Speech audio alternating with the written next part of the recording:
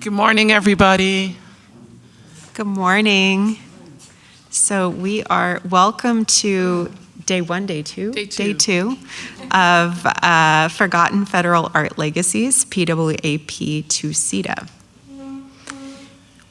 We are going to acknowledge once again that this event coincides with the 90th anniversary of the Federal Art Project, managed under the Works Progress Administration. We heard a little bit about that last night, and the 50th anniversary of the first CETA art projects in 1975. If you were here a little early, you heard some 1975 playlist going on.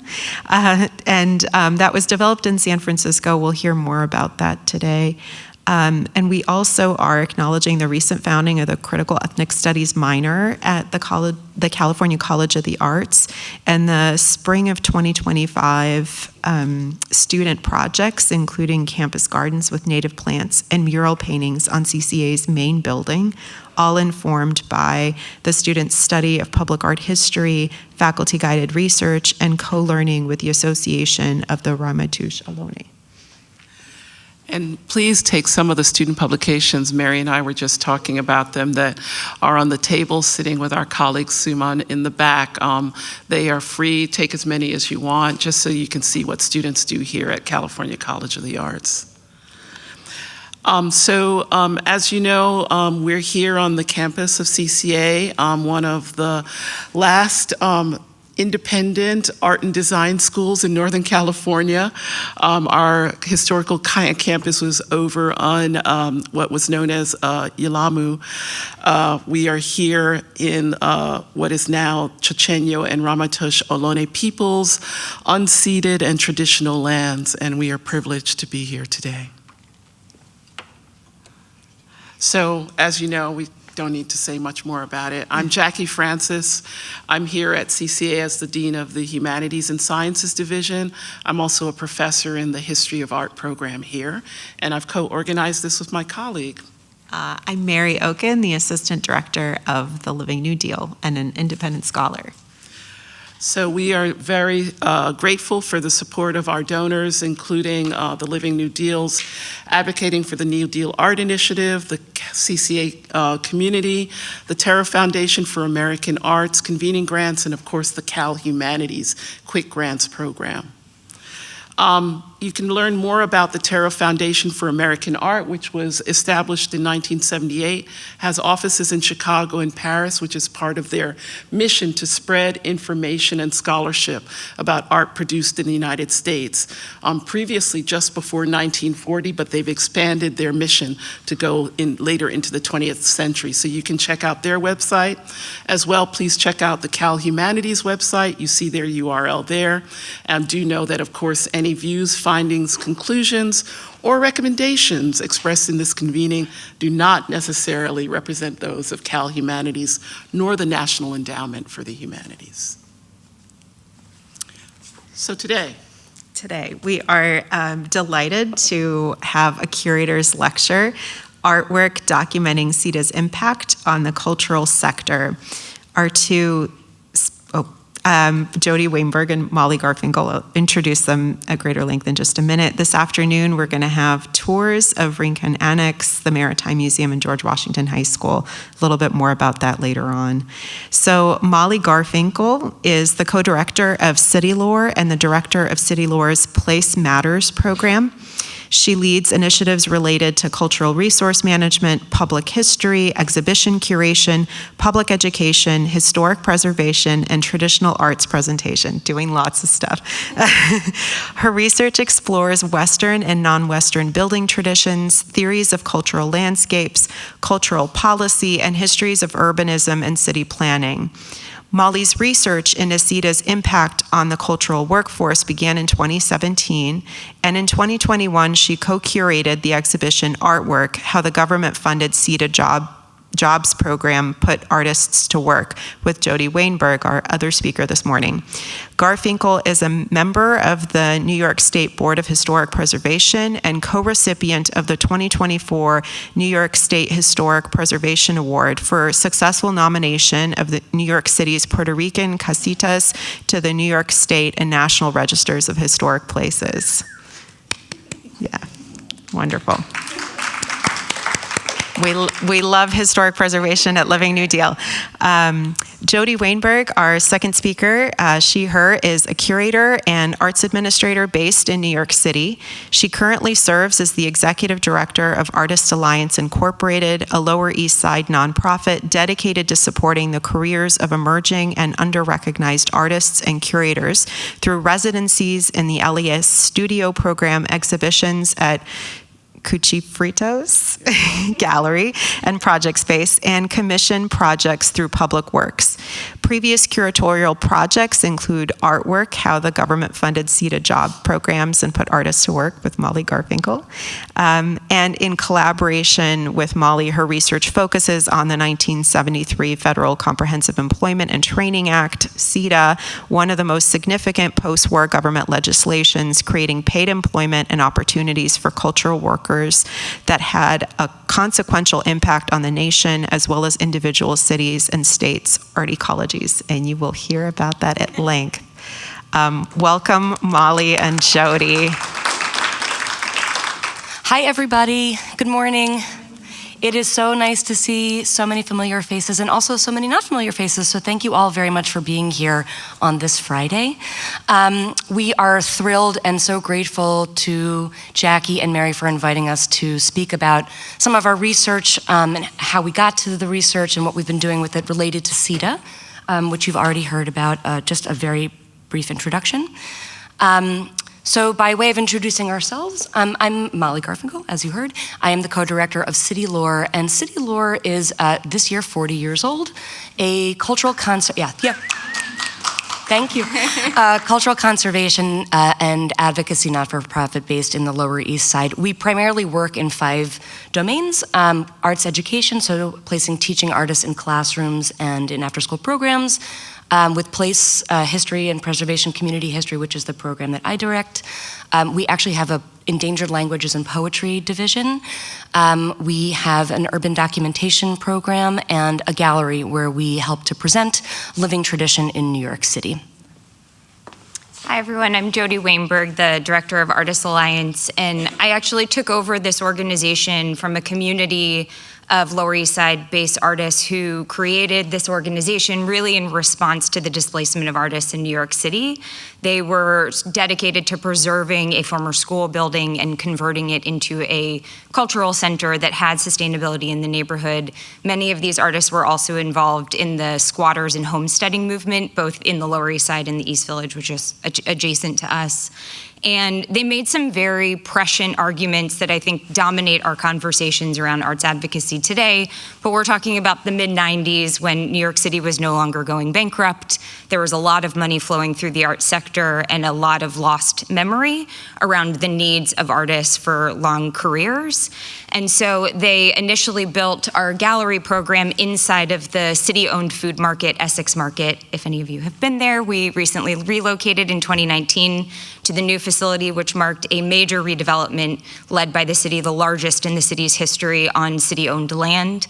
And they created this space really as kind of a dedicated platform that could make contemporary art conversations and objects accessible to an audience that may not be able to afford admission prices to museums, may not see themselves inside of museums, and made a very concerted argument around the importance of bringing art conversations into our everyday habits. So you can pick up broccoli to feed your family, and you can visit an exhibition all in one visit, and these things don't have to be opposed to one another. So our work now really focuses on maintaining that space, thinking about what public-sightedness means for the presentation of contemporary art, and then creating professional development programs for artists to make sure that they have the resources for us. That means time, space, and money, which I think it means for most of us, in order to move their careers forward. And so just to say that the work between our two organizations that we've both been engaged with for over a decade each really intersects with a lot of the accomplishments of CETA and the artists and the administrators, their allies, and of course the beneficiaries speak to the history that we're about to share with you. So it felt like a good sort of Venn diagram of the work that we do. I think one of the horrors of our society, American society, maybe it's true of others, but I know this country, is this break with the past, a lack of continuity. Young people know nothing of the past. For that matter, even people who live in the past have forgotten it. And I think the New Deal on the arts project is a good case in point. It's as though it never existed. Not even in history books, but not in memories of people. And so we opened this presentation with that sort of as an invocation, and an invitation to think about cultural amnesia and the importance of maintaining conversation with the past, with pioneers and trailblazers, from learning from the past and bringing the lessons from the past into the present and to the future.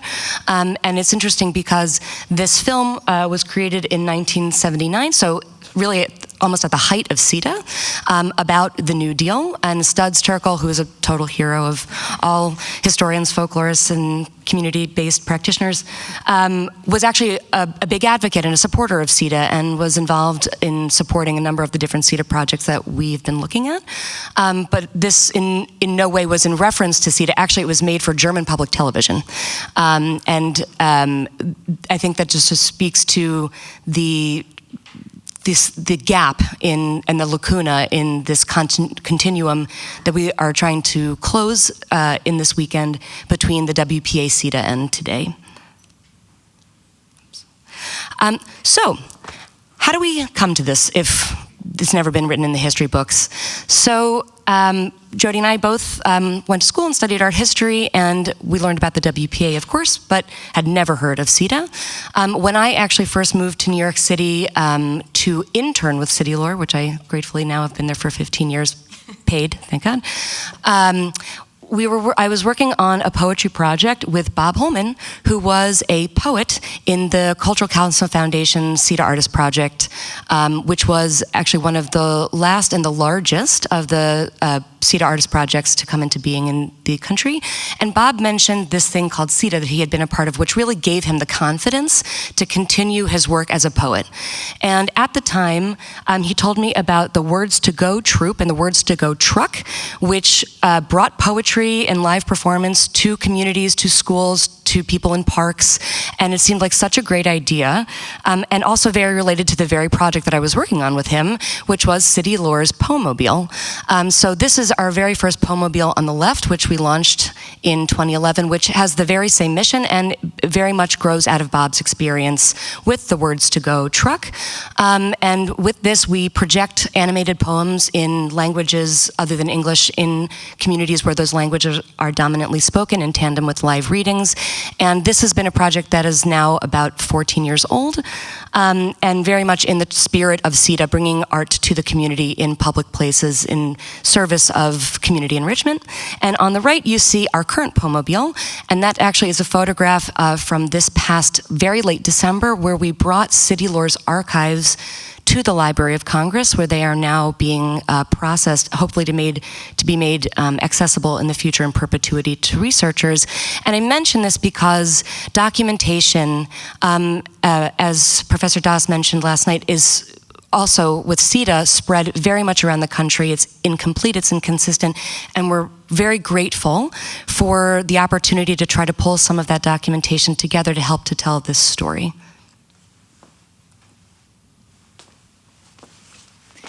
So we expect that there are a number of people in this room who are not familiar with CETA. We also have people in this room who lived this history, so bear with us for giving some quick facts on what CETA was. CETA was a federal legislation that was enacted under President Richard Nixon in 1973 in response to both very high unemployment numbers throughout the country and a crippling recession. It was, again, a workforce development program, but never names artists or cultural practitioners in its legislation, and that is a meaningful difference for this particular period of time. It was intended to sort of bring federal dollars through the Department of Labor at the federal level and then disperse it to local budget offices and manpower offices. So it was a decentralized program. And the purpose in that is that these local economies could make the determination about where the money would be most useful. And as Molly mentioned, the importance of documentation because of this decentralized model. The results of this activity are spread throughout the country in private and public collections, incredibly difficult to find and often not named for their CETA heritage. Many, but not all, CETA Arts and Humanities projects utilize CETA Title VI, which was the public service employment program that placed them into community organizations and contexts. Do I need to? But thanks to the ingenuity of several people in this room, and also to the allyship and support of local employment offices and arts and non-arts nonprofits and municipal leaders, over 20,000 artists and culture workers were employed through CETA. And that ranged from security staff and curators to artists to administrators, archaeologists, historians, and more.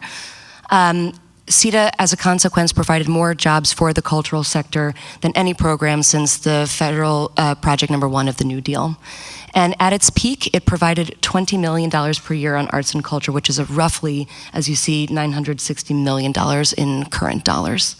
And it lasted effectively as a major support for the arts community and the cultural community from the end of 1974 until 1982, when it was repealed formally by then President Ronald Reagan. And okay, so back to documentation. We were just incredibly fortunate to start our research in New York City, which had the prescience to create a documentation unit, one of the members of whom is sitting with us right now, Blaise Tobia, who you may recognize right here. This documentation unit is really how we were able to pursue this history with the amount of momentum that we started with, and we're very, very grateful. It was 3 photographers, 3 writers, oral historians, and an archivist. So as a consequence of their incredible documentation of the CCF program, there are actually about 80 boxes between 2 locations at the New York City Municipal Archives, everything ranging from hundreds and hundreds of contact sheets, application materials for both the artists and community sponsors, press clippings, artist files, pink slips, all of the materials that help to tell this story through ephemera and visual material, as well as original artworks. We also were lucky enough to be able to access 40 original oral history tapes that were taken by one of the writers in the program, Judd Tully, which we had digitized and helped to inform some of our research on the New York project. The program also created something of a yearbook at the end, or sort of a documentation booklet about the program at the conclusion of the program, which helps to sort of frame the existence of the project and its many accomplishments, also situated sort of in the context of the greater CETA history. And so we started looking into this in about 2017 and had a few years to start digging into the archives when we were very fortunate to meet Blaise Tobia and Virginia Maximowitz, who are 2 artists on the program, as we mentioned. Together, they are the CETA Arts Legacy Project, and we've developed a really beautiful relationship and collaboration with them, which we deeply cherish and are very, very happy that continues, and we look forward to continuing into the future. And together we formed an advisory committee of New York City CCF alumni and administrators and architects of the program who helped to sort of inspire us and encourage us to move our research forward and to think about what shapes it could take in a sort of public-facing way. And I also want to make sure that everybody, you'll hear more about this tomorrow, but Blaise and Virginia have an absolutely incredible website, CETA-arts.com, which is really the home of so much of the research that they have been doing, and you'll hear more about that tomorrow. But we also said, well, this is exciting for this group of people, but since we've never heard of it, was this really something that mattered tremendously to a vast number of people? So based on the documentation that we had, we reached out to about 500 alumni who were associated with the CCF program and invited them to a 2-hour reunion, so a pretty tiny window, in June of 2018, and about 70 people showed up, but we got hundreds of emails back from people in Rome, in Martinique, in Alaska, upstate New York, too far to actually make it to the reunion, but saying thank you so much for caring about this history. This was seminal in my career. Please remember me to my collaborators. Please keep this work going. And above all, please don't make this just a history project. Please make this a project that can be a conversation starter about cultural policy and cultural workforce employment today. So our first sort of public attempt to tell this story is the exhibition that has now been mentioned 3 times this morning. Artwork, How the Government-Funded CETA Jobs Program Put Artists to Work, among the harder exhibition titles to remember by heart. And this was a single exhibition spread across 2 venues. So Artists Alliance and City Lore each have galleries within about a 10-minute walk from one another. And we understood that there were a number of challenges in telling this story. It's also worth mentioning that we began this work in collaboration with one another around 2019, having no sense that COVID-19 and a pandemic were coming and that we would be suffering extraordinary economic losses both in our sector and across the country. And so the shape and the tone of how we were going to build this show and bring this into public dialogue was in many ways influenced by the time that we were working in. And so what we decided to do was recognize that we would have to really set a foundation for what the history of CETA is, when it happened, for whom it happened, and what its purpose and significance were.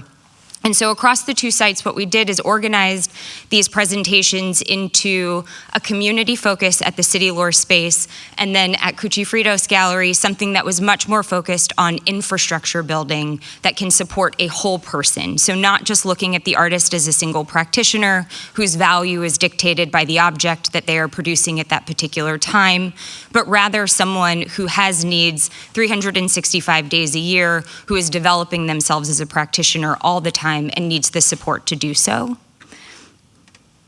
So at Cucifritos, we had some very sexy archival materials, including a health insurance policy, which was among the more exciting objects in the room for my peers and colleagues. Many people couldn't believe such a thing could happen for someone who is also maintaining a certain level of creative independence. And so that mandate of making sure that it was not just a history project really started to take shape as Molly and I had the opportunity to give tours of this exhibition to folks who are in policymaking and labor advocacy within our field, understanding that knowing this history, understanding that it existed, it happened, and when we are told it cannot happen again, we have something to point to prove that this is possible. So the exhibition also did its best to sort of give a multivalent view of the conversation that was happening at the time. It included a number of incredible documentary photos, courtesy of Blaze and George Malave, in addition to archival materials that were uncovered from the archives that Molly already mentioned. So trying to understand what the wider discussion of the creation of these art jobs were in sort of the larger public conscience. Photographs of both the orientation for the CCF, the Cultural Council Foundation CETA Artist Project in New York City, recognizing that these were working mothers, these were parents, these were veterans, artists with disabilities. And then also looking at some of the community building that happened between artists. These are more images from the orientation. I'll let you jump in. And sort of recognizing that the public may not have had a really strong grasp of or memory of the New Deal and the WPA, but it was understood by this time, and in particular also with this program, that this very much was an inheritor of the New Deal and the WPA zeitgeist, of the impact on communities, on artists, on the creation of artwork, on exposing all types of community members to the arts. And so there was also a level of mentorship within this program from the very heavily structured administration, all composed of artists, working artists, about 50 people. Also with senior artists who had been part of the WPA, including Joseph Delaney and Herman Cherry, who helped to provide another link and sort of inspire more interest in discovering the history of the WPA and the New Deal and creating that sort of sense of continuum and purpose and collegiality between the artists and the program. Another mechanism for doing that, for creating this sort of sense of community, was an external-facing journal the CCF produced, where artists from across disciplines contributed. It was a place to celebrate the work that they were doing through the program, to raise issues around the arts ecology, around CETA, around the city, and share that out with the wider world.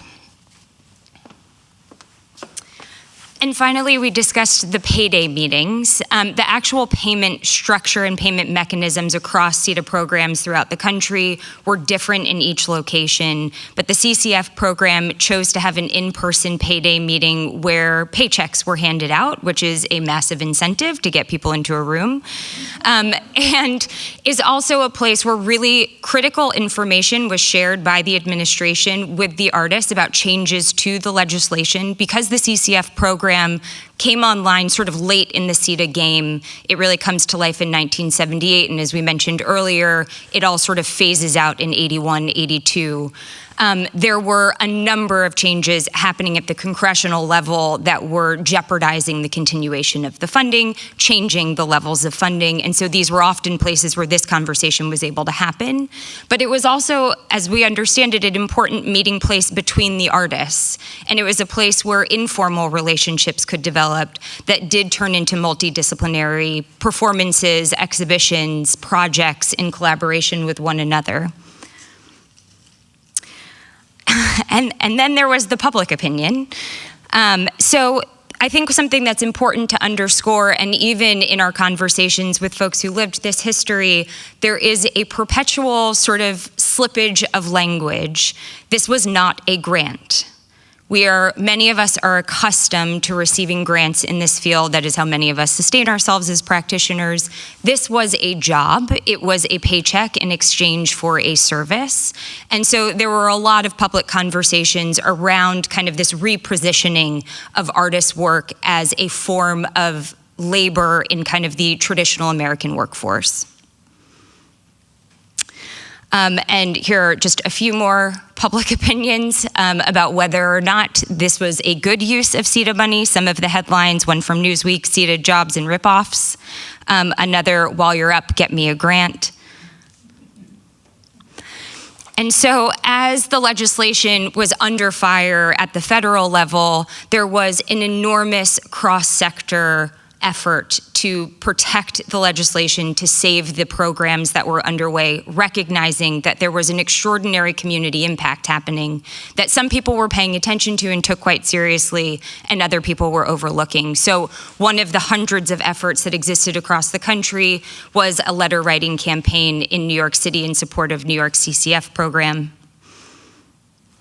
And then there were also attempts to sort of transition the program into a different kind of legislation. So Congressman Ted Weiss put forward what I think is a really interesting alternative, where it would be a 3-year funded program where artists would be paired with existing cultural institutions. 75% of the salary would be paid with public funds, 25% by the institution, 50-50 in year 2, and then 25-75 split, with the institution bearing most of the financial burden by year 3, hoping that there would be sort of a longer runway to keeping artists' voices inside of these organizations.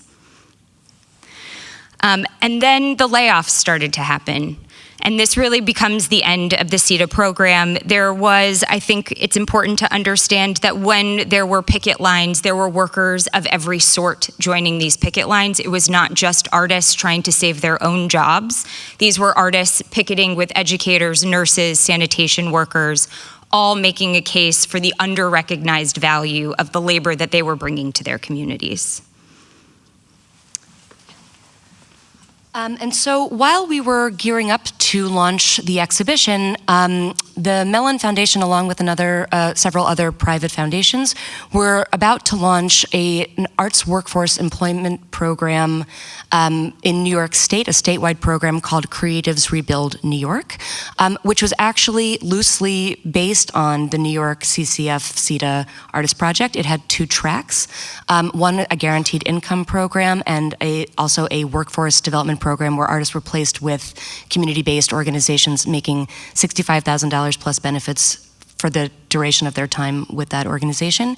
And they reached out to us, also to Blaze in Virginia, and to a number of the other folks who were involved with the creation of the CCF program to sort of understand how we were understanding it, how the lived experience was, and how our exhibition might help to inspire people to understand what they were doing, which at the time was kind of, again, a new thing under the sun.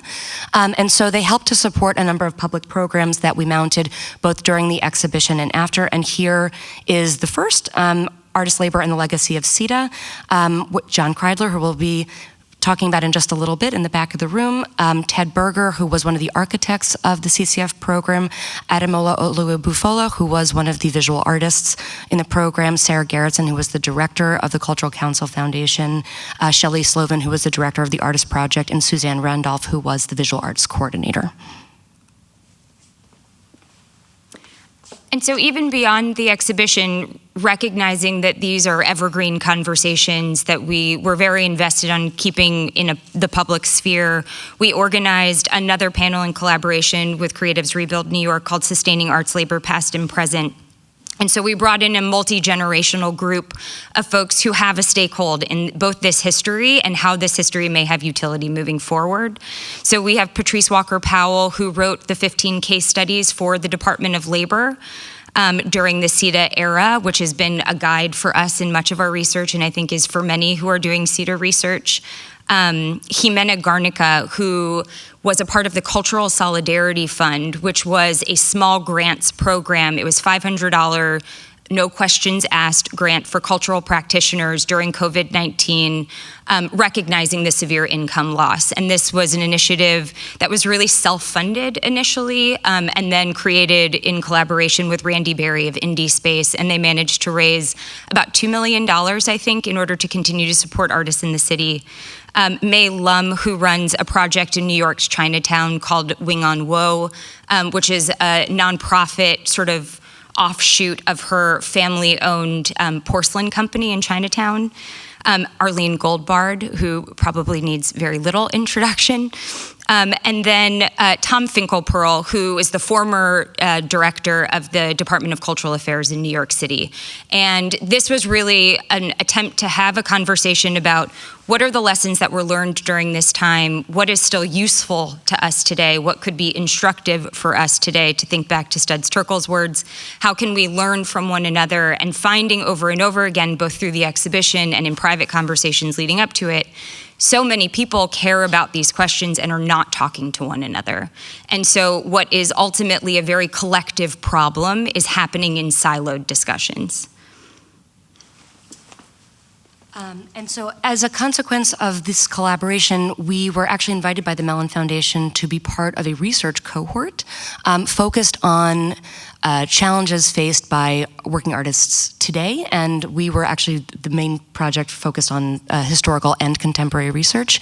And so with that funding, we were mandated to explore CETA's impact on the cultural sector outside of New York, across the country. And we had, as we've mentioned, we were already aware that the documentation, the stories are sort of dispersed sometimes in hidden sight. But we had a number of roadmaps to help us guide our research. So as we've already mentioned, the 15 case studies, the CETA Arts and Humanities Experience, the CETA also Ahead project, which was commissioned by the Federal Department of Labor in 1981, or was completed in 1981, which was an overarching analysis of CETA's impact on the arts and humanities across the country, as well as 15 case studies, which have sort of been like a mini Bible for us as we've pursued our research. And Patrice Walker-Powell, who eventually became an interim director at the NEA, was one of the co-authors on that.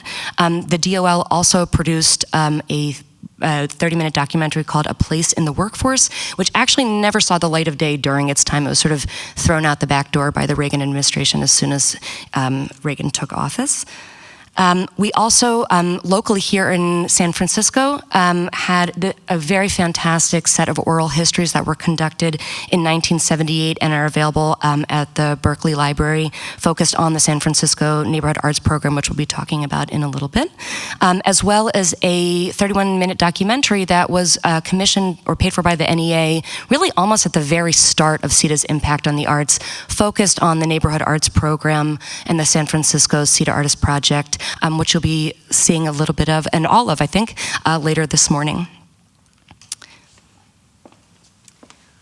So I just want to take a step back for a moment. When we understood that we would have the resources to expand this research nationally, which frankly we didn't expect would ever come, though we had hoped hard for it, we understood both the privilege of having those resources and the responsibility of beginning to tell this story. And so we set out as practitioners some guiding values for the work that we were doing. So I just want to focus on a few of them. One of them is decentering, recognizing that no one person owns the story of CETA. It is not a history that is centered on a single experience. We have had the enormous privilege of interviewing over 120 people who lived a version of a CETA story, and this has really sort of underscored for us that this is a story that needs to be told in many voices. Also recognizing that we really took up this work in earnest during the COVID-19 pandemic, we want to recognize that the response to crisis is not the same as progress. We have seen a lot of the funds that came into the sector go away in the last 2 years. And so recognizing that this work takes time, it takes collectivity, and it takes an enormous amount of persistence. And also the value of generational wisdom. I think between last evening and today, we've reflected several times. If some of us who are taking up the cause now had had the opportunity to talk to folks who had already done this work, we'd probably be a lot further along in these conversations. And so I just want to highlight some of the larger themes that have come out of our national research, which we'll detail a little bit more after this. CETA really is both responsible for an extraordinary amount of creative activity across the country and was perfectly timed in many ways. And so I want to recognize that in the preceding years to CETA, the country is deeply involved in the civil rights movement and the anti-war movement. And so things like the 1964 Civil Rights Act and the 1973 Rehabilitation Act really paved a way for the intersectional existence for a lot of Americans who were discriminated against and overlooked in many forms of a labor market. It's also important to understand, not dissimilar from what we talked about last night with the WPA and the New Deal, that CETA really focused on historically underserved and underrepresented communities. It was an attempt to infuse dollars into communities that cities were otherwise overlooking, and it also infused dollars into the careers of practitioners who were often overlooked. So there was an extraordinary number of artists of color, an extraordinary number of women who were supported by the CETA Arts programs. This is also the period of time where the alternative arts movement and counter-institutional movements were really sort of getting their footing. So in the years that precede CETA, 1968, you have the Black Arts Council at LACMA in Los Angeles. 1969, you have the Black Emergency Cultural Coalition and the Art Workers Coalition. 1970, the Women, Students, and Artists for Black Liberation. And in 1971, the initiation of the Artists Reserved Rights Transfer and Sale Act.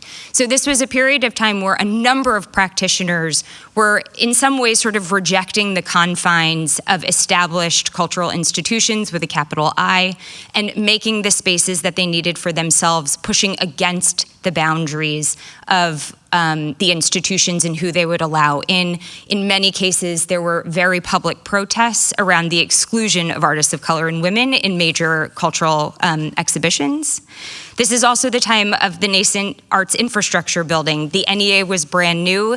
Many cultural arts councils at the state and city level did not yet exist or come out of CETA funding. And so there was a bit of a porousness in the purpose of these structures and the roles that they were going to play in a larger cultural ecosystem. It was also a moment of cross-sector coalition building. Artists were not workers more important than or separate from workers of every other sort. And as Molly mentioned earlier, the importance of WPA artists who continued to influence this next generation of artists. In many cases, they were their colleagues and peers, like in New York, but also a figure like Charles White comes up in so many of our case study stories across the country. He seemed to exist everywhere at one point.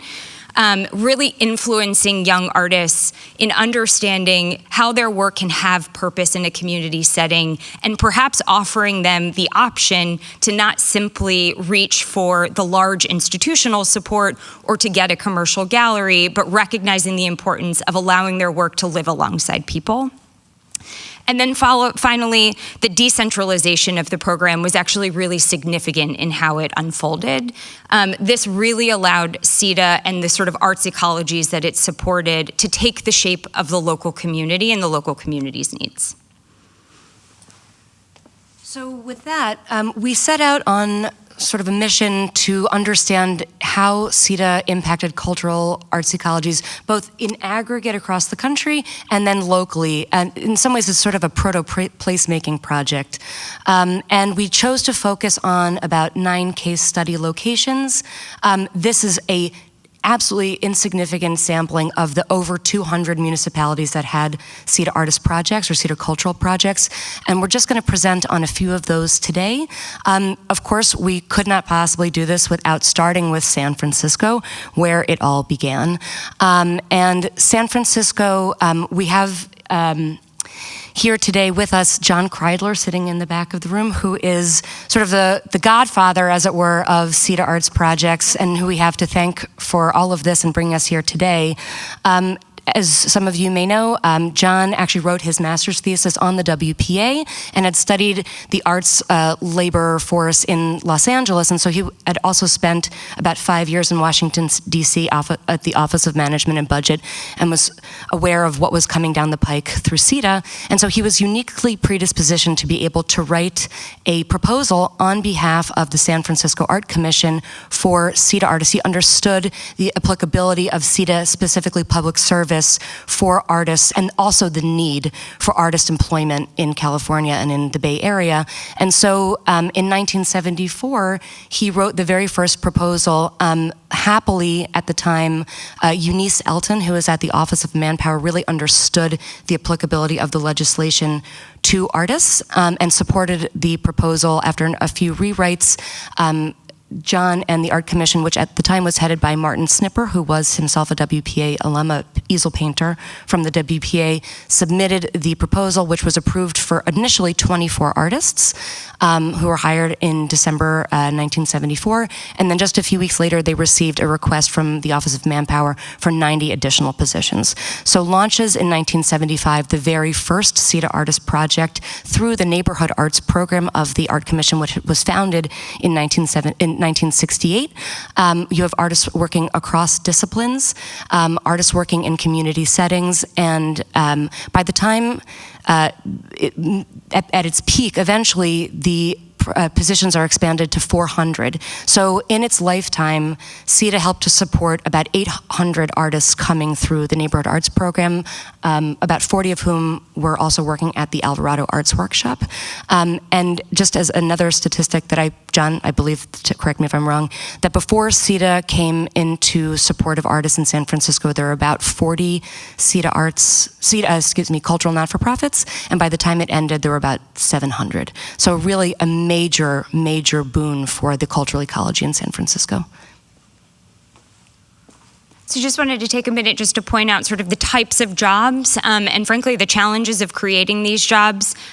These are the job postings from the papers of Ruth Asawa held at Stanford now for each of the positions that the Neighborhood Arts Program was creating under the CETA legislation, which includes set designers, theatrical technicians, kiln designers, visual artists, poets, performers. all of which were housed under a curatorial aid line item in the mayor's budget. We find over and over again there is a ton of difficulty at the city government level to find a place for these jobs within the budget, and we find that it is still true now in interviewing folks who are doing this work today. Their rate of pay was $270 biweekly, which is about $1,600 biweekly today. And just to give a sense of sort of where these artists were kind of working throughout the city, the Neighborhood Arts Program, as Molly mentioned, housed a lot of the CETA artists. If you're not familiar with the Neighborhood Arts Program, which I imagine many are, this was really born out of a local advocacy movement by practitioners and advocates in the field in response to the city's overwhelming investment in major cultural institutions and very small investment in small community-based cultural organizations. And so this established the creation of these 6 organizations: the African American Art and Culture Complex, the Asian Pacific Islander Cultural Center, Bayview Opera House, Mission Cultural Center for Latino Arts, Queer Cultural Center, and SOMArts, all of which still exist today. Also using CETA funds and then coming out of CETA, the Alvarado Arts Workshop, which as many of you know started in 1968 by Ruth Asawa and historian Sally Woodbridge in response to an absolute deficit of arts education in the public school program here. They saw immediately the opportunity to utilize CETA funds to bring more artists into the classroom for longer engagements. And one of the sort of largely bemoaned problems of CETA is that it was great for supporting people's times and livelihood, but it did not provide for materials. And so every city solved this in their particular way. Every program solved it in their way. Anne-Marie Thielen, who was also a part of the arts, the Alvarado Arts Workshop, really initiated something called SCRAP, which again still exists in the city today. They have moved to several different locations throughout the city. City of San Francisco has been very generous in giving them space over many decades now. But this was a team of scroungers, there's no other way to put it, who would find usable but discarded materials throughout the city. She describes it in our interview that they would just go out at night and find anything they can. They're basically dumpster diving for art supplies. And then they would warehouse them. And so CETA artists throughout the city would have the opportunity to come to this warehouse and pick up the materials that they needed to support the programming that they were doing. This has since been opened up to public schools and the larger public throughout San Francisco. And situating the CETA artists in the San Francisco Art Commission, also, while they didn't necessarily have access to supplies separate from SCRAP or through their own grant writing ingenuity, and actually the San Francisco Public Library has a great report about the program from 1974 to 1976, talking about the growth of grant writing capacity, both within the Art Commission and the Neighborhood Arts Program and among some of the CETA artists as well. But the Art Commission also had a production truck, which traveled around the city to help provide things like sound stages, sound equipment and stages and other performance-enabling equipment. There was a costume bank, everything from astronauts and alien spacesuits to Victorian corsets and boas and everything in between that CETA artists and others could use to help bring their theatrical productions to life. And there was also the design and graphics unit. Joe Ramos, who was a part of that, was not himself CETA funded, and Arlene Goldbard before him was a printer. They were both poster makers, graphic designers for the design unit, which produced posters, flyers, and other promotional materials for the Neighborhood Arts Program, CETA and otherwise. And here you see on the left a poster for the SF Mime Troupe, which Peter Coyote, who was a CETA-funded artist, worked through at some point. Intersection, where you see also Entezake Shange, who was a collaborator with Dr. Halifu Osamari, who through CETA was able to support her nonprofit, Everybody's Creative Arts Center in Oakland. And on the left, Galleria de la Razza, where Renee Yanez was a CETA-funded curator. And this is just, again, a tiny tiny fraction of the individuals, projects, and communities who benefited from CETA in San Francisco. Bob Sheng, who was here last night and who you'll be hearing from again tomorrow, was a CETA-funded photographer at the DeYoung Museum in the Education Department. He was charged with teaching adult photography classes, creating a syllabus, creating slideshows for the DeYoung's art program, and also with being a part of the Trip Out Truck, which may look familiar if you remember earlier in our presentation, the Words to Go and later the Inheritor, if I may, the Poemobile. So these ideas that were being, and projects that were being supported through CETA, the idea after San Francisco spread like wildfire, and there was a great learning opportunity. Though it was decentralized and though these projects looked very different in each of the places where they were implemented, there was some common learning and some common strategies that were adopted across the country, and the Trip Out Truck is one of them. Taking art to the people in a really groovy vehicle that's very artful, to schools, in particular public parks and other places that just didn't have the capacity on their own to provide these services. The Pickle Family Circus and Make a Circus. Circuses are definitely one of my favorite parts of the CETA research history. That's also another common manifestation that you see across the country. The Pickles, Larry Pisoni, Jeff Hoyle, and Bill Irwin were beloved for bringing sort of jubilant mime and sort of Jacques Lecoq style theater into all kinds of public settings. And Make a Circus, Peter Frankham, who actually came from England and learned this at the foot of an organization called Interaction in London, which was a very socialist organization that existed until the 1980s, that brought communal living and the arts into public spaces, really to engage in community development, redevelopment of underserved neighborhoods and creating arts infrastructure there in a very, very activist socialist capacity. Also, tomorrow, those of you who will be joining us, Susan Cervantes was one of many, many muralists who are involved with the program. She is the founder of Precita Eyes Muralists, which was founded in 1977 during her tenure as a CETA artist. She was actually inspired to join the program by the Mujeres Muralistas, who she found their collective modality of working very inspiring. And of course, women working in what was understood until this time to be really a very sort of a men's art form. It was really harder for women to break into the mural making model until the 1970s. And so she is she produced many murals during her time with CETA, including Family Life and Spirit of Mankind in 1977, around the same time that she founds Precita Eyes. Also Michael Rios, also the Mujeres Muralistas, Graciela Carrillo and Patricia Rodriguez, who you see here working on a mural, a mini park mural in 24th Street. And this is actually a quick clip from Artworks, which was the documentary mentioned by Optic Nerve, from 1975. This is the first time that an artist has ever been hired. I mean, it's the first time that anybody has ever been hired as an artist. This is the first time I've been employed as an artist, as a visual artist. That means I can come here and work 12 hours if I want to, and I don't have to worry about paying my rent. And that's a really difference. That's a fantastic feeling. It's incredible. Well, I feel like it's the best thing that's happened to the, artists in a long time. I mean, ever. The steady pay, because that's one thing artists don't have, is steady pay. We had to hustle all the time, be out in the streets looking for jobs all the time. This way, like, we can go a little slower, or not hustle all the time because we don't have money for the rent and stuff like that. And of course, Dewey Krimpler, another muralist in the program who you'll be hearing from. And that's, again, just a small sampling of muralists among the visual artists who worked in the program. And we wanted to also just give a shout out, there was a fantastic exhibition here in 2018 honoring the 50th anniversary of the founding of the Neighborhood Arts Program, curated by Kevin B. Chen and Jaime Cortez at the San Francisco Arts Commission, honoring both the folks who were involved with the program and its legacy across many decades, as well as contemporary artists working in sort of modalities and asking some of the similar questions that the artists were in during the CETA program. So if you haven't checked that out, there's some great documentation of the exhibition on Kevin's website, and Kevin has been a real support in our research, also trying to help us bring it forward in San Francisco and making it responsive to contemporary discourse here.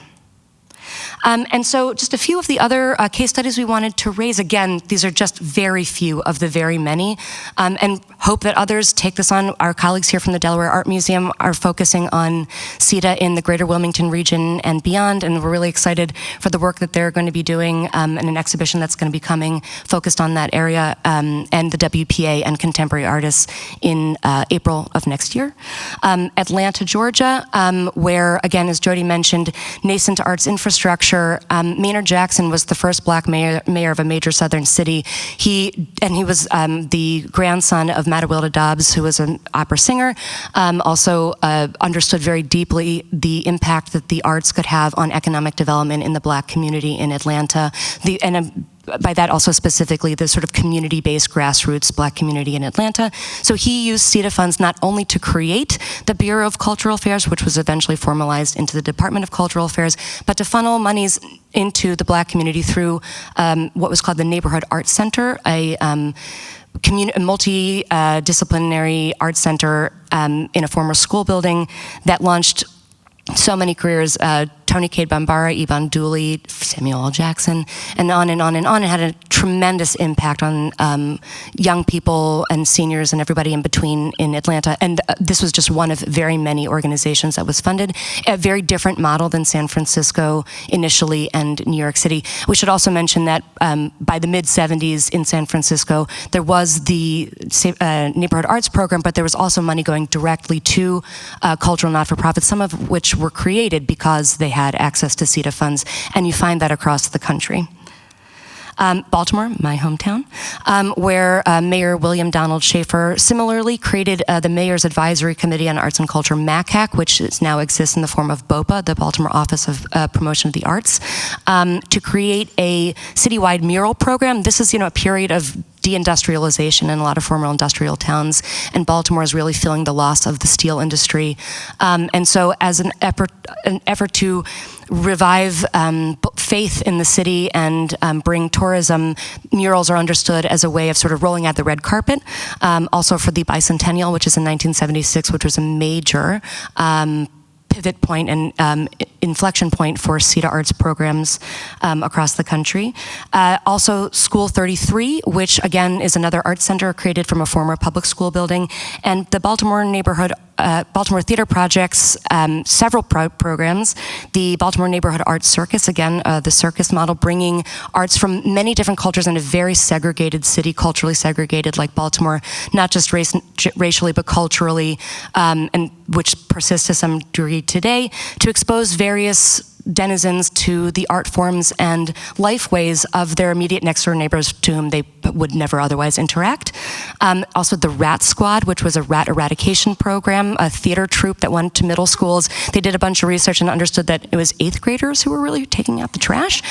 So this was a way of getting them to understand that responsibility and to bring that home to their parents, and also bring their parents back into the school to engage with theater. So it was a real perfect circle. And on and on. There were many other organizations that got CETA funding, but again, this was a model, an internally decentralized model where the money was going directly to extant cultural not-for-profits. So in addition to a very obvious federal story unfolding in Washington, D.C., there was also a local CETA arts program called Arts DC.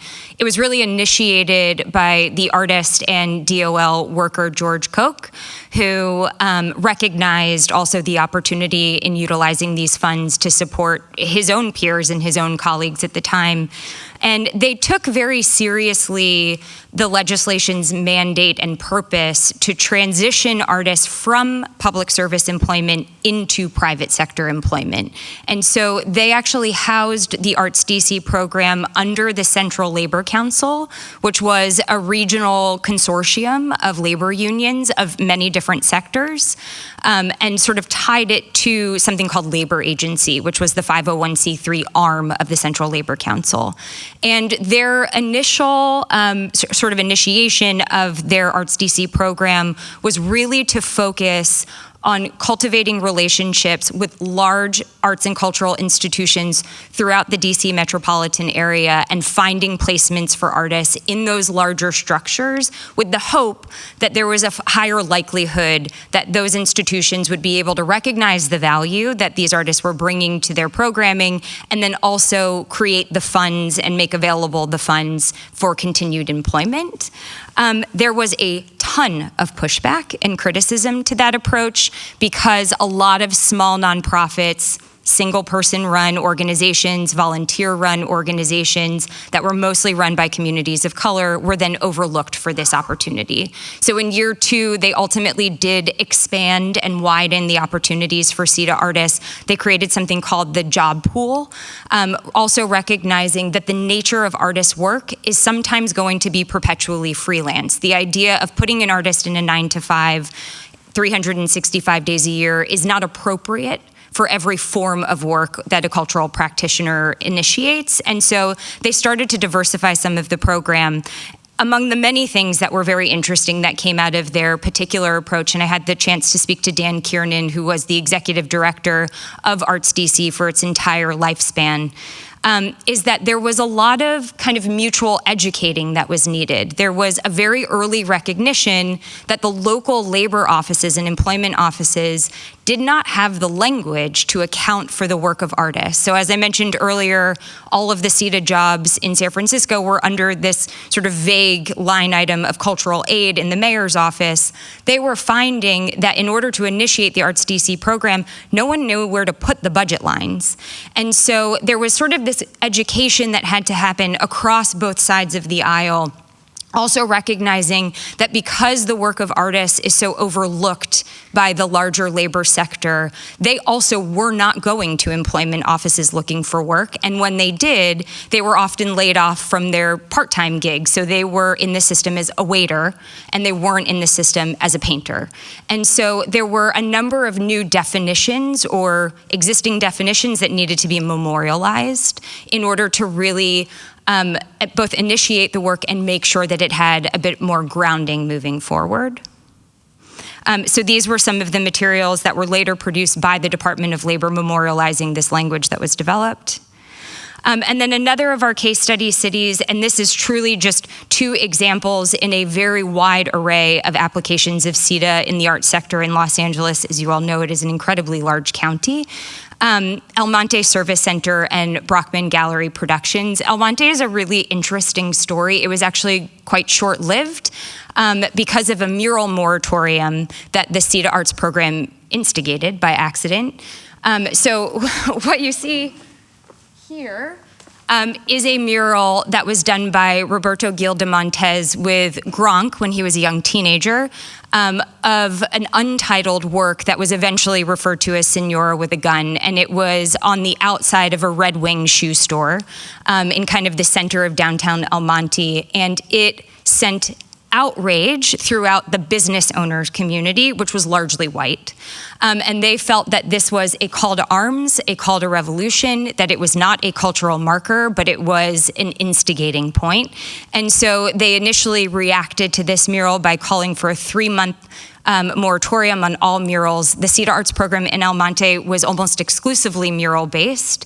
It was seen as more or less a diversion program. So they were working with young teenagers in the community, many of whom were hard to get into the school programs. And so this was a way of occupying their time so they weren't left to their own devices. And so suddenly it just stops very quickly. The mural moratorium was extended several times, and frankly, it was just lifted last year. Great that it was lifted. But the result of this is that these artists and Dan Fleming, who was the director of the El Monte Service Center program for the CETA Arts, who worked for the County of Los Angeles, recognized that this was a fight that they were not going to win. They did make several very earnest attempts to end the moratorium. They were being very provocative in their attempts. And so they sort of cut bait and end up moving their program to Los Angeles proper and start LACE, which is an organization that still exists today. One of their first projects in LACE, which was an artist-run, solely CETA funded in its early years, was one of the No Movie projects. So this also has overlap with the history of the Chicano performance group OSCO. And Harry Gamboa Jr. is responsible for that photo of Senora with a gun that has sort of made the rounds. And then Brockman Gallery Productions initially was just Brockman Gallery. It was among the first commercial galleries to support Black artists. It was formed by Alonzo Davis, who sadly recently passed earlier this year, a major figure that we have lost. And Dale Davis, his brother, in Limart Park. And they really started in that particular area because they had moved from Alabama with their mother. They relocated there. They went to high school there. And Limart Park at that time, it's quite different now, was really one of the central points of white flight. So it was mostly a community of color. Alonzo and Dale, after taking a very famous self-initiated bus trip across the country to figure out where all the Black artists are in America, came home and decided that they were going to open this gallery. And thankfully, at the direction of then Councilwoman Maxine Waters, who was trying to help them get more money into their program, recommended, why don't you guys start a 501c3? They create Brockman Gallery Productions, and that made them eligible for CETA funding. They actually had an extraordinary CETA budget. When you correct it for inflation, they had about $1 million a year in CETA funding. And one of the administrators of that program, ignore that, was the artist Suzanne Jackson. She had previously run Gallery 32, also in Los Angeles. She had closed it around the time that the CETA Arts program was starting at Brockman, and came over to create this very artist-centered employment program, but also with Alonzo initiated an apprenticeship program. So actually a young Carrie James Marshall was an apprentice in this program. And this was an opportunity for that generational wisdom sharing that we were talking about earlier. It was an opportunity for young artists just coming out of school to learn from the professionalization of artists who were building their careers. And Molly and I have been incredibly lucky to contribute to the forthcoming catalog for Suzanne Jackson's retrospective that will be opening this fall at SF MoMA, which I hope you will all go to. I hope we are coming back for it. And so this is just one very small example among hopefully very many where the history of CETA and its significance in expanding the aperture of understanding an artist's career are starting to move into public dialogue. Also in this project, we had the enormous opportunity to interview Ernest Green, who was the Assistant Secretary of Labor under President Carter. He is also the first to graduate of the Little Rock Nine, a very, very significant civil rights figure. That history does very much factor into his understanding, both at the time and 50 years later, of the significance of supporting artists. He understood from a very young age that it was artists who made the signs for the picket lines. It was artists who gave an image to the protest. And so the criticality of having artists work in community was very natural for him. So he shared with us in 2023 when we spoke to him, this, meaning CETA, was a simple way to have economic impact in these communities that in the past had not been counted. It was obviously an opportunity for communities, particularly communities of color, to show what benefits they bring to the table and what that public good is. And all of this is a picture of justification. They contribute to the economy, but they don't get the recognition that they should. All of these factors seem to me to be something that CETA and the arts went a long way to impact. And so I will just run through these. So none of this really would have been possible, I think, both in duration and at scale without some significant support at the federal level. As I sort of alluded, the support of the Department of Labor was surprising. I'm not sure that our sector has had that support from the Department of Labor again, though I am holding hope that we will. At the time of the CETA era, the DOL was producing something called Manpower Magazine, which is a surprisingly beautiful magazine. I encourage you all to look through the archives. But when the CETA program supporting the arts sector specifically really got off and running, they produced an entire issue dedicated to the return of the public artist. Also, I just want to briefly mention that as CETA was being hotly debated at the congressional level, there were enormous threats of defunding it. Ernie Green, who you see as a young man in the top corner, initiated with his colleagues at the DOL a multi-city, 6-city conference called Putting the Arts to Work. And this was, in my view, incredibly brave. It was a 5.5-inch thick binder. We measured it for the show. Filled with resources to educate practitioners, organizations, arts councils in how to start your own CETA program, how to start your own nonprofit, how to deal with the demands of the legislation, of which there were many. There was quite a lot of reporting that had to happen at the administrative level. And so he went around the country trying to get more people to use this money in recognition of its value and importance. And then this also happens to be the time when Joan Mondale is the second lady working in the White House, and she did many things of significance as it relates to CETA and just generally supporting the arts sector. But two things that I just want to point out are, one, she visited any number of the CETA arts programs across the country. This is a photo of her at one of the CCF programs in New York City.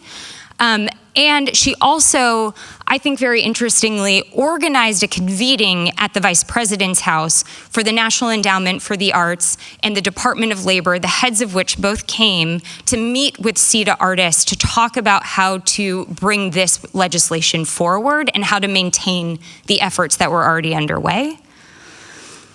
And then I just want to briefly say, because I know we're way over, is how we're taking this work forward. As we mentioned several times, we don't want this to just be a history project. We want this history to have utility for our colleagues and our peers. And so we've had the absolute privilege over the course of this research to not just document the looking back, but the looking forward. And so in many of the case study cities and several beyond them, I've had the chance to interview folks in this field who are pushing forward artist labor programs, workforce development programs, because we're in 2025 right now, also guaranteed income programs. Significantly, those have really been initiated in a very large way in San Francisco. I had a chance to talk to the folks at Yerba Buena Center for the Arts who got support from the San Francisco Art Commission to start a guaranteed income program for artists during the pandemic. And so we're trying to both share this history in ways like we are right now, but making sure that we're putting it in the hands of people who could potentially make use of it. So really focusing on policy advocates and labor advocates. And if we could just end with the words of President Jimmy Carter, who is also a big supporter of CETA and the arts. The arts are a cherished part of the American experience and an important medium of communication. They can be effectively used to depict the vitality of our cultural heritage, as well as the continuing ability, resourcefulness, and imagination of our people, coping with the problems of everyday life. So we just want to thank the Living New Deal and CCA and Mary and Jackie once again for this immense invitation to share the work that we've been doing.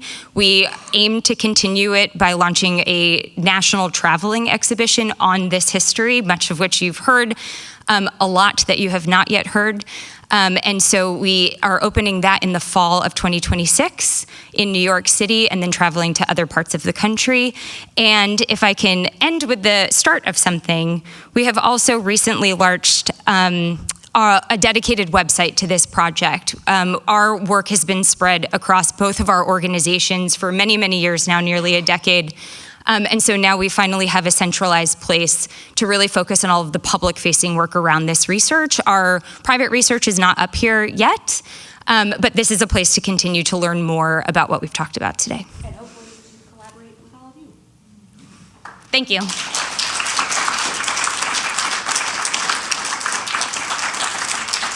I know you guys have been hard at research, but we haven't seen it yet. So this is the first time we've seen some of the stuff you've uncovered is amazing. Thank you. But the other thing I want to emphasize, I hadn't heard Alonzo died. And this is why it is so important to research this now. Somebody that Blaze and I almost got to do, Cheryl McClenny, had been assistant Commissioner of Cultural Affairs in New York and was one of the designers of the New York program. And unfortunately, one of the things that happened with us women, we get married and change our surnames. And, yeah, well, it took us a while to find her because she was then Cheryl Porter. Right. We had just tracked her down and she died. But both of us, you interviewed Alonzo too, right? Jodi. Oh, I did. we interviewed him, Yep. you interviewed him, we got him. It's gotta be done now. Yeah, I really appreciate you saying that, Virginia. I mean, not to be morbid, but the time is now. And since we've started this project, very many people who have memories of this period, beneficiaries even, people who were children at this time who were part of the workshops, people who are activists working alongside CETA artists have passed. And so this ecology of memory is slowly being lost. And so, we are extremely honored to be able to be helping to preserve that. And just a sort of semi-related, takeaway from this project too, is that sort of de facto, a lot of the folks that we've been speaking with are in their 70s, 80s, 90s. Somebody interviewed somebody who's 99 2 years ago, who are working artists. I mean, that's amazing thing about the project is everyone, and perhaps a selecting group, but it is everyone we've spoken to continued work in the arts in some form or fashion, identify as artists. They are, in some cases, scholars, they are academics, they're teachers, they're practitioners, they're art therapists. They have applied the resourcefulness and the skills that they brought to the project and that were enhanced by the project and the training they got and the CV building they got to the rest of their careers. I mean, that's really incredible. And they are often, at this point in their careers, left out of storytelling about contemporary arts ecologies. They are not included in calls for proposals, calls for exhibitions.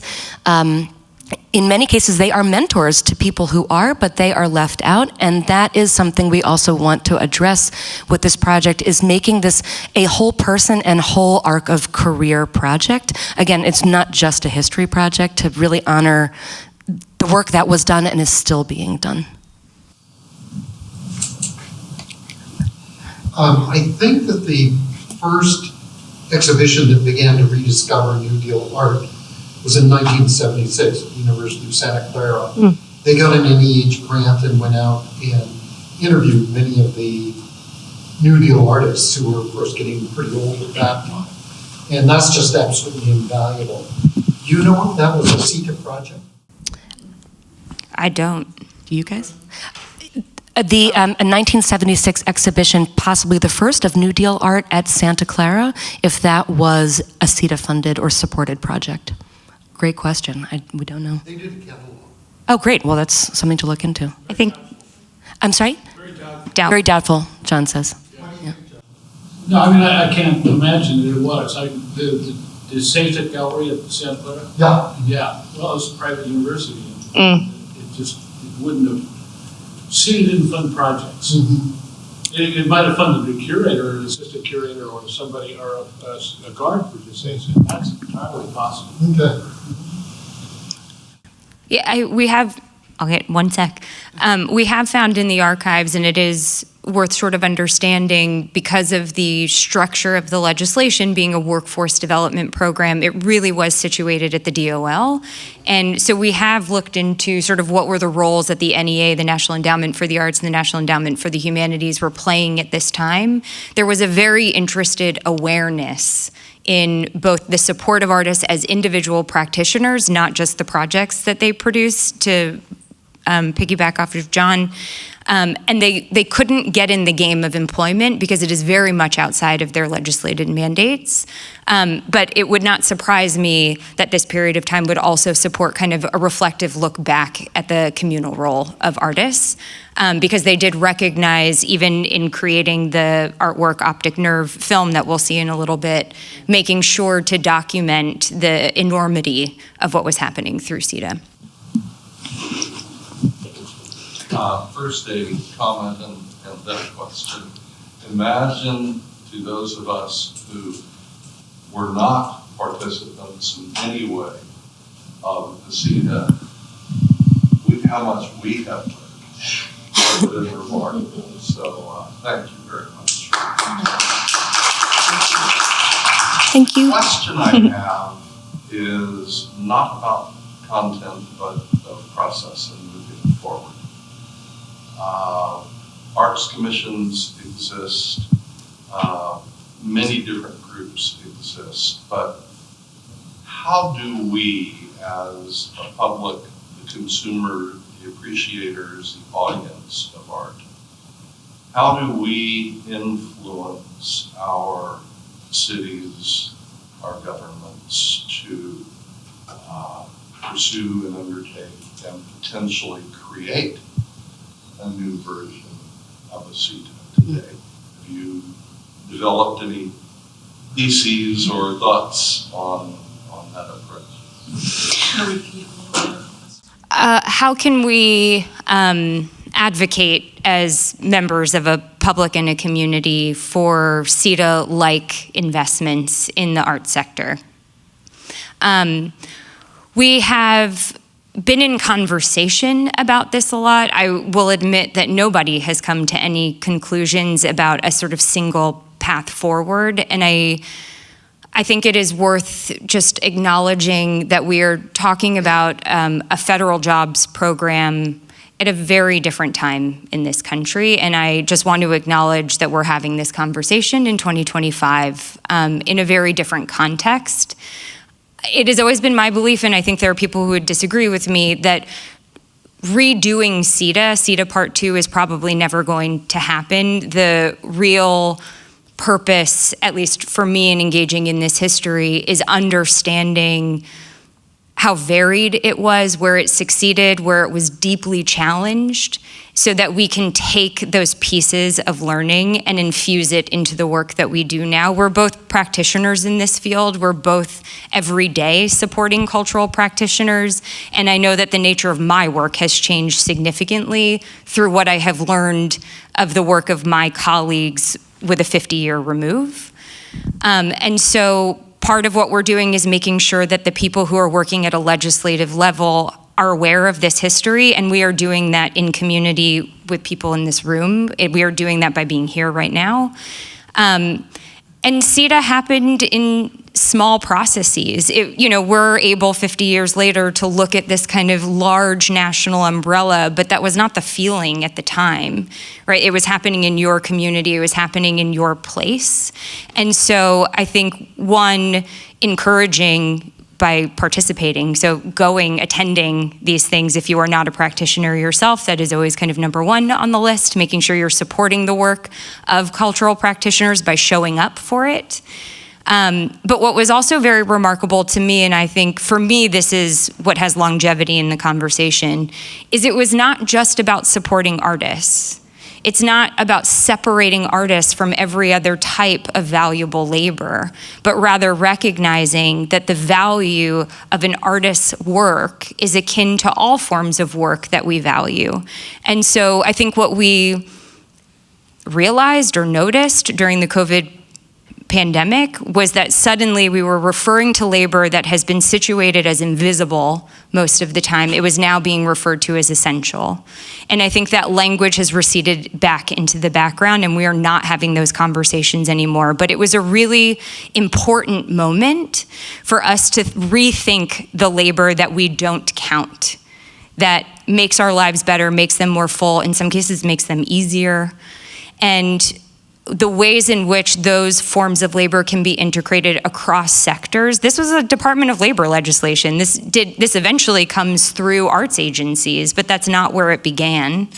And talking to folks who work in other sectors to really recognize that there is value in bringing a cultural practitioner into the conversation. There is value in having the perspective of a cultural practitioner in the room at the table, that there is worth in supporting that work in order to move some of these bigger public discussions forward.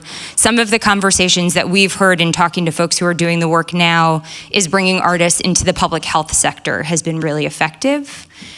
Both in disseminating information, because artists have a very particular way of articulating information that can be easy to grasp, it can be illustrated, it can be sort of communicated in the graphics of a particular culture or subculture, and perhaps you can reach community members that are not paying attention to the voice on high, so to speak. And another area that's being discussed, I don't know how much movement there is whether or not artists could play a significant role in FEMA efforts for as long as such a thing exists. And I think, one of the interesting and unexpected conversations that we had in this convening that was held in March of last year with cultural advocates and policymakers is the degree to which this is, what scale is appropriate. Is it appropriate if it's arts specifics at a federal level, or are the regional needs or local needs so varied between different types of communities in different parts of the country that perhaps the effort should be focused at that level, specifically between the distinction between the efficacy of culture workers and also we've been using the term artist throughout this conversation, but we've really been looking at culture workers very, very broadly, humanists, artists, support staff, administrators, and everything in between, and the needs in rural communities and where this kind of work makes a huge difference, in some cases is different than in urban communities, or where the kinds of institutions that could use this kind of encouragement and support is greater in some different parts of the country than others. And there was strong advocacy at this conversation from folks coming from more rural communities that actually we really should be thinking about this at a more local level, because conversations, and I think we're going to see this increasingly now moving forward in the country. There's around censorship and around identity and around representation and inclusion are really different in different places.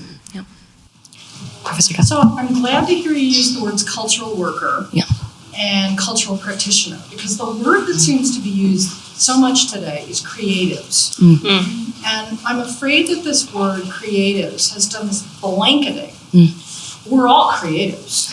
And so that means we're all responsible, or you're responsible. And I think that it's absolutely deadened the idea that, no, there's a big difference between somebody who is a creative in, I don't know, I don't want to pick on advertising or whatnot, and somebody who is a cultural worker who's interested in this local, collective, regional, perhaps rural, perhaps urban memory and art making. So I would really start maybe with thinking about how artists are perceived today. And, this blanketing, we're all creatives kind of crap, which is not true. But also the idea that, why would I work for the local? Why would I work for public when it's all about me? Mm-hmm. Because ultimately it's my responsibility, my fault. This is the neoliberal agenda, right? It's all about me. And that's what we're up against in order to try to create meaningful social work in a moment of, absolute focus on the individual. Well, and you guys reckoning with that. Let's try to say what. Some meta.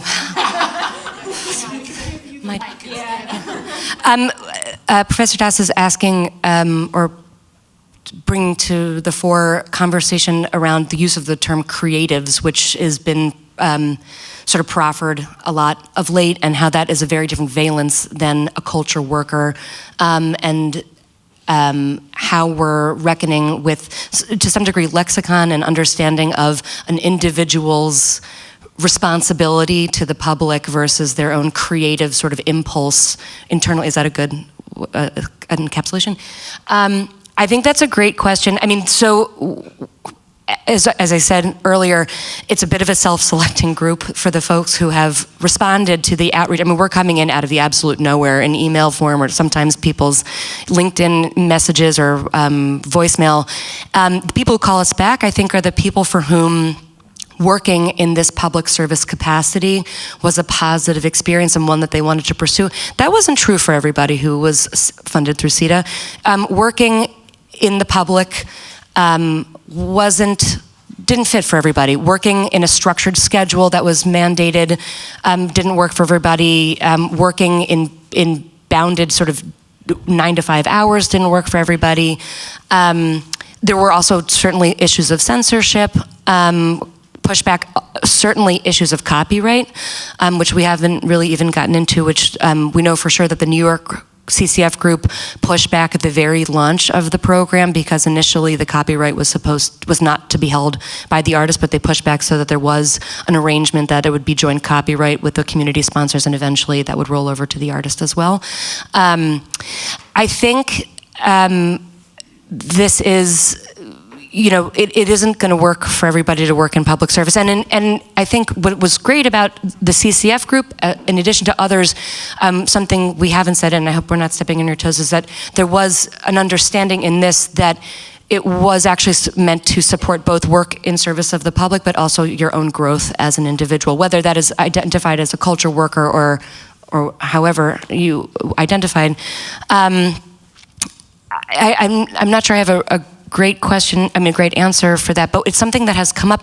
And I think also, in terms of what is now understood as social practice or community arts programs or master's degrees related to this, there is a lot of conversation and lexicon building and syllabi development around this. And some of the advisors on this project are professors of those types of programs, and I know that they're having conversations internally and externally around how to expand that work or question that work as sort of self-identified work, because there's in some cases pushback from people who are practicing or lack of, full buy-in, for lack of a better term. Yeah, I think it's a choice that we've made semantically in this process. In part, it was a learned choice that we made over time. Some of our early conversations, even with Patrice Walker-Powell, who we mentioned, she was also very insistent that we don't just focus it on artists, so that it doesn't appear as though there are hundreds, thousands of people who are outside of talking about this history.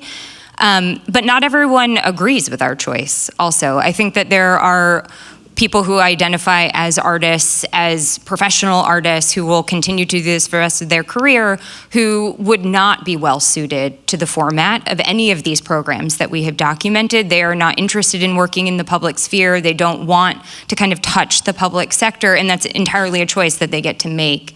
So just acknowledging that this is not suited for every type of practitioner, that we are still in making this choice of using this language. It still does not encompass everyone. There's also, in more recent conversations that we've just been sort of learners in, there is some pushback for younger practitioners on using the word worker. And they don't want to be workers. They don't want their work to be regarded as work. And that expression is very familiar to me. It's how I felt when I heard it too.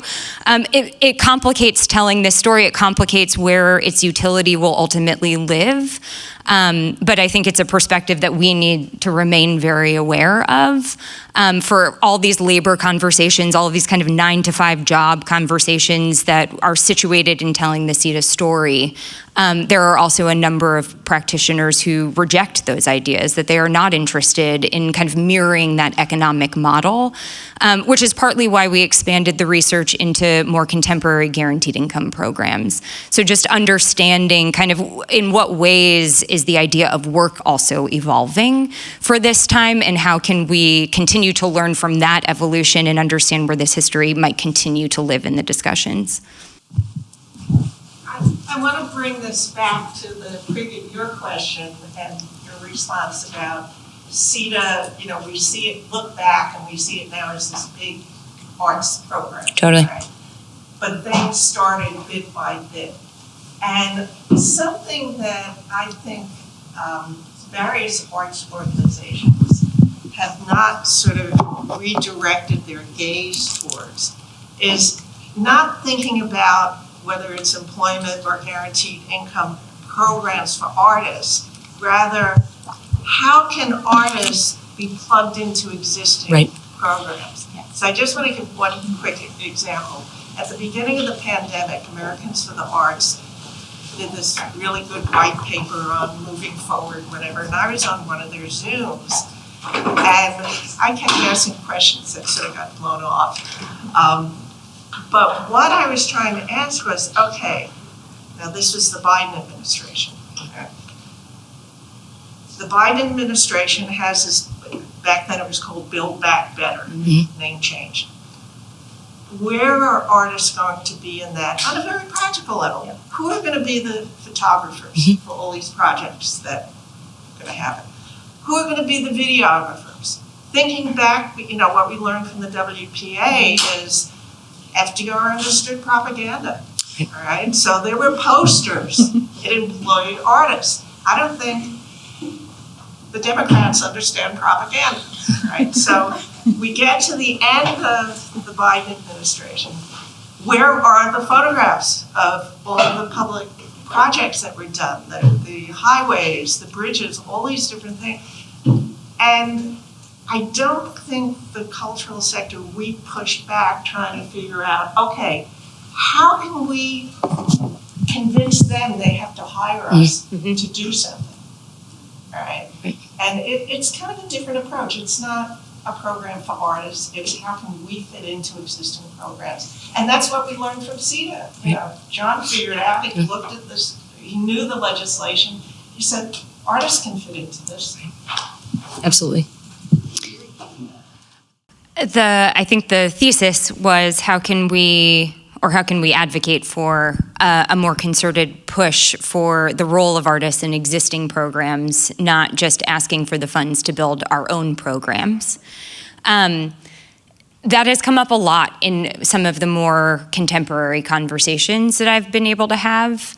And there are, part of what we have found since we did the exhibition in 2021 is that there are, and I probably mentioned this already, we're a room full of people who all care about this in one fashion or another, and I imagine many of us have not spoken to each other about this. And we have found that over and over again, folks who are doing extraordinary work to advocate for the role of artists in these kind of multi-sector areas are not in conversation with other people doing the exact same work in another city or another state.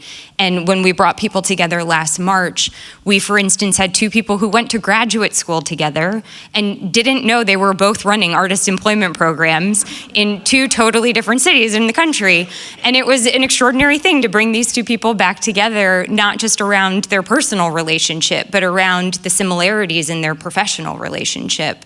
And, you know, what is not in our presentation and is not necessarily formally in our work, but definitely figures large, is that there were also some very significant national collective organizing efforts that were also happening during the CETA years. So something like NAO, for instance, where they were making the effort to bring practitioners into the same room and say, what's really hard for you? What's working for you? How are you solving this? What are you doing with that money? Where are you getting that money? And there seems to be, despite the fact that we are connected with these phones constantly to one another, there is a real deficit of communal discussion around this. And to me, that seems like one of the first things that we need to think about solving. And there is also a very interesting model here in California with Californians for the Arts, which is both a 501c6 and a 501c3. And so they have a lobbying capacity and an advocacy capacity. And we've discussed it with our colleagues in New York, how surprised we are that we actually don't have something similar to that. Our major cultural institutions, the Mets and the MoMAs of the world, they have something called the CIGs, And they have a lobbyist that they share. But a lot of us smaller organizations or organizations that do culture work, but maybe it's not our exclusive focus, don't have kind of a shared advocacy mechanism. And this has come up in a number of our public conversations that we had around the exhibition and after it. So it's a thought for everybody to chew on. Thank you so much. I learned so much from your talk, and I was curious because you started with this discussion of cultural amnesia, which was also a theme last night. I was really struck by the moments of continuance or remembrance throughout your talk. So, for instance, we're going to screen remembering as a child artists supporting the Little Rock Nine or Charles White's role, and I was curious, were there other instances, or have there to date been other instances where you've been kind of surprised? Because we do have this sort of narrative where, like, the scholarship of scholars and curators rediscovered the WPA in the 70s, but then some of these institutions, like Erica discussed last night, the Walker Art Center, the Southside Community Art Center, or Artist Equity, which comes out just immediately after, do suggest that there are people who are continuing this work or remembering this work. I'm curious if you could speak either at the institutional level or the individual level, some of these stories of someone acting or an institution acting as an interlocutor that maybe surprised you in the decades between the two projects. My experience, and this is... Can you repeat the question? Oh, I'm so sorry. Thank you. If we have had any conversations or experiences where we have been surprised by the presence of institutions or individuals who have kind of carried the memory of this history into their current work? Either between the 30s and the 70s, or maybe perhaps from the 70s to like something today. To the creative rebuild. Okay, so between kind of WPA to now, with stops in between.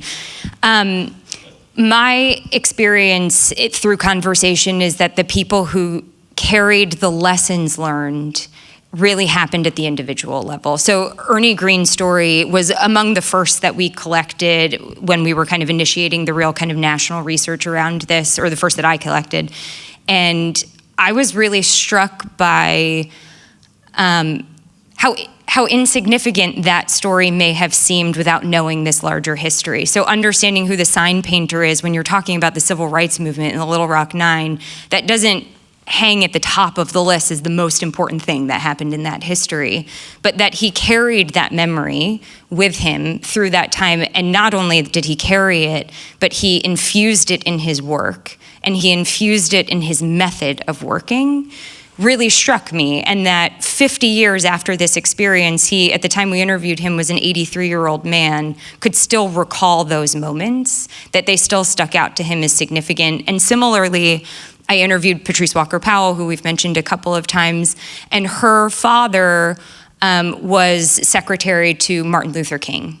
And so her memory of the civil rights movement in the South is artists, in this case mostly musicians, sleeping on her living room floor the night before a protest because they were allied with the civil rights movement and were not welcome in the hotels there.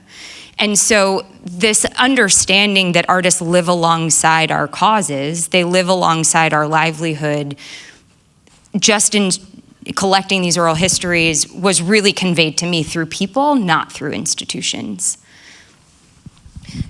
I would agree with that.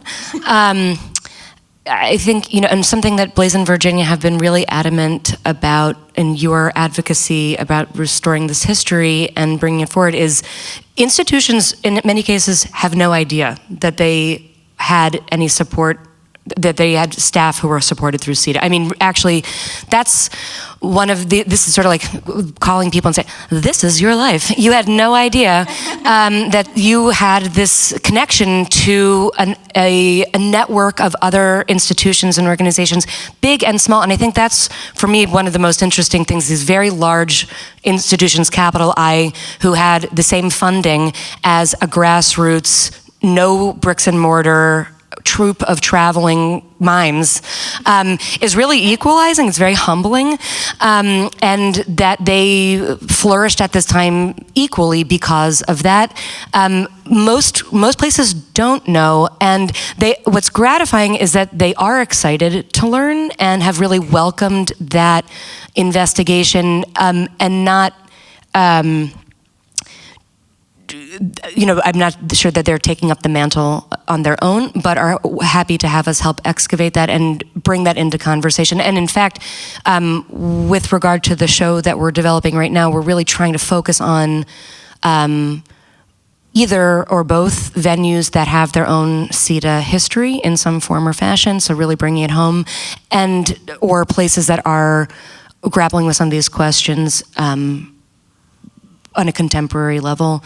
But I agree with Jodi, institutionally not a lot, but individually quite a lot, yeah. And one example of a straight line is Bill Cleveland's Center for the Study of Art and Community, because Bill was a CETA artist, he's a musician. And straight from CETA, he's developed this nonprofit. Can you say that one more time? Oh, Virginia just said. Bill Cleveland. One good example is Bill Cleveland. I'm sorry, say the name of the organization. Bill. The organization is the Center for the Study of Arts and Community. Center for the Study of Arts and Community. And Virginia, where is this? Well, he is located near Sacramento. He's in Sausalito now. Sausalito? The project was in Sacramento. Okay, in Sacramento. The archive is at UMass Amherst. Great. And it has the 5.5-inch binder. And we're hoping that Bill Cleveland will be here tomorrow. Perfect. Bill Cleveland will maybe be here tomorrow. That's great. Awesome. We have time for one more question, and then we're going to let you get lunch, and then I'm going to talk at you for a little while. Great. So one more question.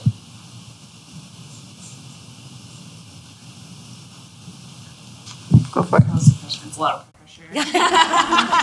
Make it good. Yeah, it's not fully thought out, I guess, but I'm wondering about the aesthetics of CETA art. We've seen, I'm struck by Traveling Mind groups, these kind of projects that are made possible, but also the focus on murals. And if this is CETA bringing what's bubbling up in the 70s or directing some of this, or what kind of aesthetic or media pieces were made possible? Oh, I think that's a great question. Go for it. And I'll repeat it. If there was an aesthetic that was sort of being driven through CETA projects or CETA funded artists during this time, and that is with, like, are you specifically within a discipline or across disciplines? I guess I said aesthetic, really media as well, or any of these things. From what I have seen, no, not at all. Even within the Baltimore, Beautiful Walls for Baltimore, they actually hired 10 lead artists and 10 apprentice artists, and each lead artist was hired because they brought a different stylistic affinity, and over the course of their time with the program, in some cases that changed or evolved, but that really doesn't seem to have been any overarching aesthetic. But what is interesting and exciting is that this is also a time of really burgeoning new media and new technologies. There's a lot of opportunity for experimentation with things like Xerox machines, or even in film or video specifically, video as also a tool not just for documenting, but for community, placing documentation in the hands of community. We've interviewed a number of folks who were part of community documentation, video specific, and independent video and public broadcasting. So creating places for independent video and filmmakers to have work shown on more public access television, et cetera, which is, that democratization of the art form is really critical at this time and into today. But what is exciting also is to see in many of these projects that were multidisciplinary, people taking on multidisciplinary collaborations that really changed their own work, or if they weren't directly collaborating, being inspired by folks who are practicing in a different medium or different discipline, and having that inform the kinds of work and application to that they would pursue, not just during the life of the program, but into the future. I think it's also worth considering that what precedes CETA is this kind of outgrowth of the alternative and counter-institutional arts movement, where artists are claiming space for either the production or exhibition of work that are historically not seen as traditional art spaces. And so it's also what we see in a lot of the work that CETA ultimately supported in funding or supported the artist in creating are publicly cited performance. So you start to see a lot of this kind of taking back spaces in cities, taking over spaces that are undervalued or under-recognized. They're the invisible spaces in our cities. That was already happening in the field, and CETA, I think, helped catalyze and push it forward faster, because suddenly these artists had the financial means to focus on the development of their work in a way that they very likely would not have without a full-time job. Thank you, everyone.